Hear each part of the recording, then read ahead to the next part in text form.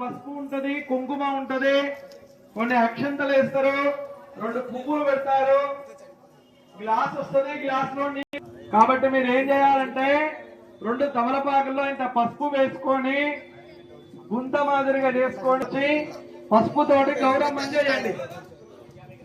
గౌరమ్మ అందరూ అన్ని రెడీ చేసుకోండి. 2 తమలపాకులు ఇంత పసుపు వేయండి. పసుపు గుంతగా చేసి దాంట్లో నీళ్ళ చుక్కేయండి, ముద్ద చేయండి. ఒక ముద్ద చేస్తే గౌరీదేవి రూపం వస్తుంది. తర్వాత అందరికి దీపాలు ఇచ్చినట్టున్నారు.